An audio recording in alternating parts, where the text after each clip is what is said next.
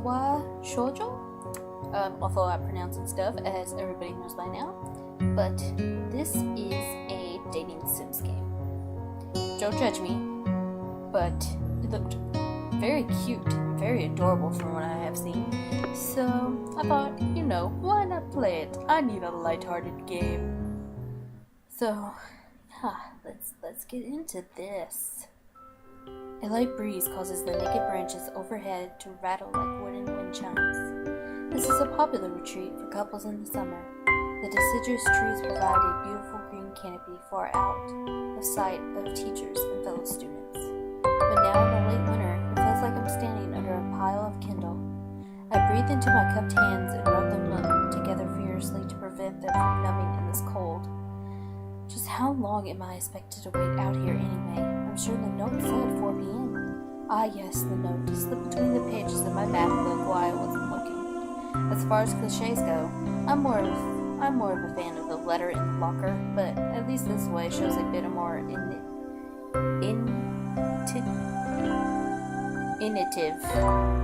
Fuck, I can't read. As I ponder the meaning of the note, the snowfall gradually thickens. The snowflakes silently fall from the white painted sky as the only sign of time passing in this tangent world. Their slow descent upon the frozen forest makes it seem like time has slowed to a crawl. The rustling of dry snow underfoot startles me, interrupting the quiet moon. Someone is approaching from behind. Isao? You came? I think that's his name. I have no fucking clue. A hesitating, very audible question. However, I recognized the owner of that dainty voice instantly. I felt my heart skip a beat. It's a voice I've listened to hundreds of times, but never as more than an eavesdropper to the conversation. I turn to face the voice of my dreams, and my heart begins to race. So cute! So pretty! So pretty. Also, I don't know her name either, so I just call her Nako. Because, short. Because I don't know how to pronounce that. Iwanaka.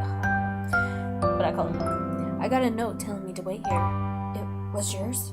Damn it. I spent all an afternoon trying to come up with a good line, and that was the result? Pathetic. Yes, I asked a friend to give you that note. I'm so glad you caught it. A shy, joyous smile that makes me so tense I couldn't move a muscle, even if I tried. Dude, don't get so... Oh, don't do it. Don't fall for her, man. Don't do it. My heart is pounding now as if it were trying to burst out of my chest and claim this girl for myself. Claim her? Don't claim her. She's crazy. Maybe. I don't know. So, here we are, out in the cold. Once again, the wind stirs up the branches. I ain't even gonna try that word. Nope. Spent like 5 minutes last time trying it. Not doing it again. The blank noises is music to my ears. Nako flinches ever so slightly against the gust of wind. As it passes, she rights herself as if supported by some new confidence. Her eyes lock with mine, and she lazily twirls her long black hair around her finger. All the while, the anxious beating in my heart grows louder. Calm down. My throat is tight. I doubt I can even force a word out if I try. Don't do it, man. Calm down. You see? I wanted to know if you go out with me. I stand there motionless, save for my pounding heart. I wanted to say something in reply, but my vocal cords feel like they've been stretched beyond this point. Sal? I reach up to massage my throat, but the only send spikes of blinding pain along my arms. Sal? My whole body freezes, save for my eyes, which shoot open in terror. Oh God. No. Sal! The beating in my chest suddenly stops, and I go weak at the knees. The world around me, the canopy of briar branches, the dull winter sky, Nako running towards me, all these fade to black. The last thing I remember before slipping away are the sounds of Nako screaming for help and the dissonant clatter of the branches above. Well then. I'm alive. And it's late. It's almost 1 in the morning. Katawa Shoujo. I wonder if this is actually an anime. I'm still wondering this. I mean, look at this. It should be. This game looks so nice. But, as I can see from here, it's, not. But these people put a lot of work into this game. It's very pretty. And the story so far seems very nice. Very deep. Syringe. Cup. Some gauze, I think, or toilet paper. Could be both, I guess. Maybe. This clock. See, look how nice this looks. It's so pretty. This guy's doing an amazing job.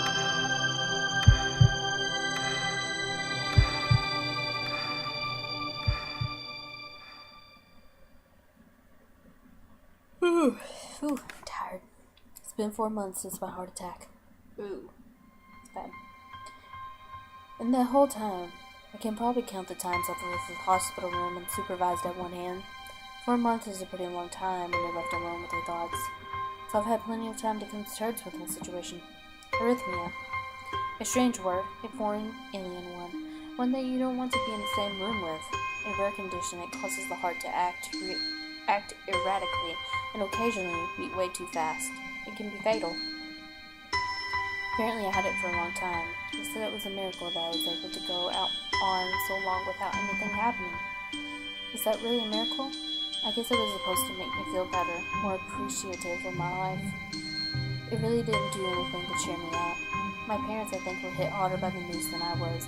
They practically had 2 hemorrhages apiece. I had already had a full day by then to digest everything. To them, it was all fresh. They were willing to sell our house in order to pay for a cure. Of course, there isn't a cure. Because of the late discovery of this condition, I had to stay at the hospital to recuperate from the treatments. When I was first admitted, it felt as if I was missed. For about a week, my room in the ward was full of flowers, balloons, and cards, but the visitors soon dwindled, and all the gifts began trickling down to shortly nothing after. I realized the only reason I had gotten so many cards and flowers was because sending me their sympathy, I messed up on that last time too, had been turned into a class project. Maybe some people were generally concerned, but I doubt it. Even in the beginning, I barely had visitors. At the end of the first month, only my parents came by on a regular basis. Michael was the last to stop by, or stop visiting.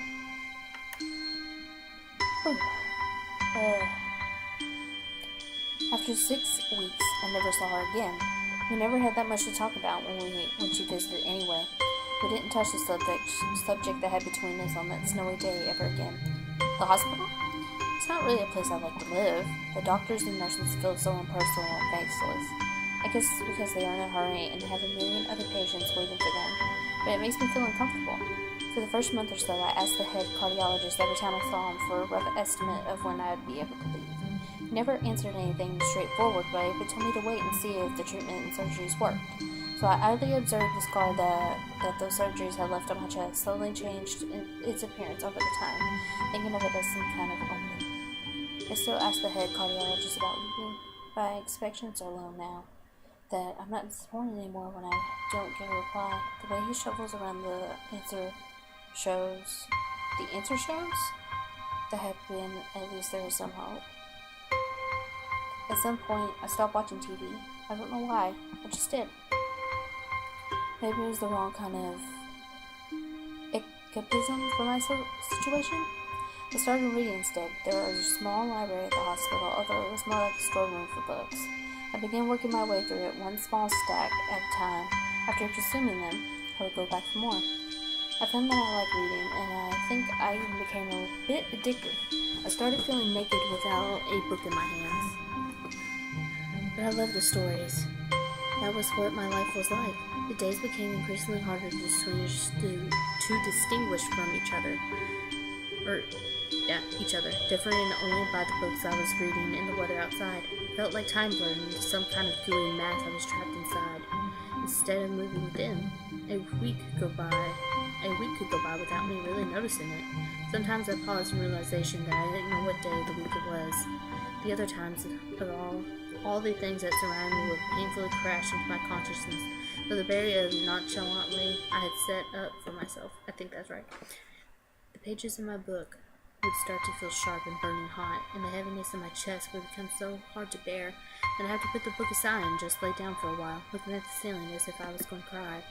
But that happened really rarely, and I couldn't even cry. Even the doctor comes in and gives me a smile. He seems excited, but not really. It's like he's trying to make an effort to be happy on my behalf. My parents are here. It's been a few days since I last saw them. Both of them even sort of dressed up. Is this supposed to be some kind of special occasion? It's not a party. There is this ritual the head cardiologist has. He takes his time, sorting his papers, and setting them down aside as if to make a point of the pointlessness of what he just did. Then he casually sits down on the edge of the bed next to mine. He looks me in the eye for a moment. Hello, Vasal. How are you today? I don't answer him, but I smile a little, back at him. I believe that you would go home. Your heart is stronger now, and with some of the precautions, you should be fine. You have all your medications sorted out. I'll give your father the prescription. The doctor hands a sheet of paper to my dad, whose expression turns wooden as he reads it quickly. So many. I take it from his hands and took a look at it myself, feeling numb. How am I supposed to react to this? The absurdly long list of medications staring back at me from the paper seem insurmountable. They all blend together in a sea of letters. Jesus Christ. This is insane. Side effects, adverse effects, contraindications, I don't even know, and dosages of listed line after line with cold precision. I tried to read them, but it's so futile. I can't understand any of this, intending to only make me feel sicker. All these for the rest of my life, every day. Oh my God. It causes hallucinations. Jesus. I'm afraid that this is the best we can do at this point. However, some medications are always being developed, so I wouldn't be surprised to see that they fade over the years. Years? What kind of confidence booster is that? I'd have felt better if you hadn't said anything at all. Also, I've spoken with your parents. We believe it would be best if you don't return to your school at all. What? Please, calm down, Sal. Listen to what the doctor has to say. Calm down. The way he says it tells me that he knew full well that I wouldn't like this. Am I going to be homeschooled? Whatever my concern shows is ignored. We all understand that your education is paramount. However, I don't think that it's wise for you to be without supervision. At least not until we're sure that your medication is suitable. So I've spoken to your parents about a transfer. It's a school called Yamakuru Academy. They specialize in dealing with disabled students. Disabled? What? Am I? It has a 24-hour nursing staff, and it's only a few minutes from a highly regarded general hospital. The majority of the students live on the campus. Think of it as a boarding school of sorts. It's designed to give students a degree of independence while keeping help nearby. Independence is a school for disabled kids. Don't try to disguise that fact. If it were really that free, there wouldn't be a 24-hour nursing staff and wouldn't make a hospital being nearby a selling point. Of course, that's only if you want to go, but your mother and I really aren't able to homeschool you. We went out there and had a look a couple of weeks back. I think we really like it. Looks like I don't have a choice. Compared to other heart problems, people with your condition usually tend to live long lives. You need a job one day, and this is a good opportunity to continue your education. This isn't an opportunity. Don't call it an opportunity. Don't call it a goddamn opportunity. Well, you should be excited at the chance to go back to school. I really want to return to school, and while it's not the same one, a special school, that's an insult. That's what I wanted to say. It's a step down. It's not what you want. It's not what you think. All the students there are pretty active in their own way, sort of way. It's geared towards students that can get around and learn, but just need a little help in one way or another. Your father's right.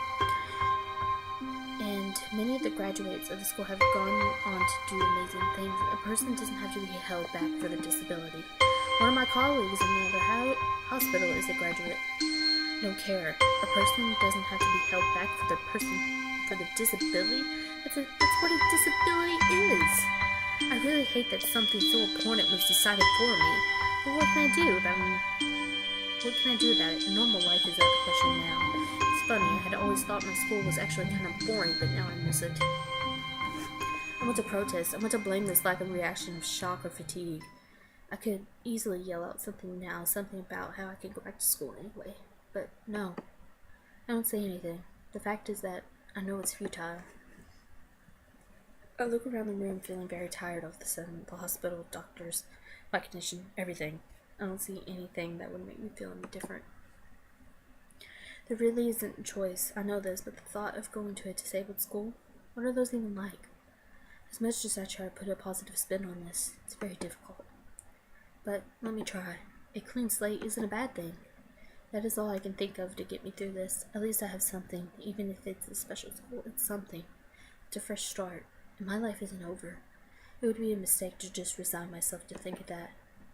At the very least, I'll try to see what my new life will look like. And everyone, that will be it for this episode. I actually like this, and look how freaking gorgeous I am. I am hot.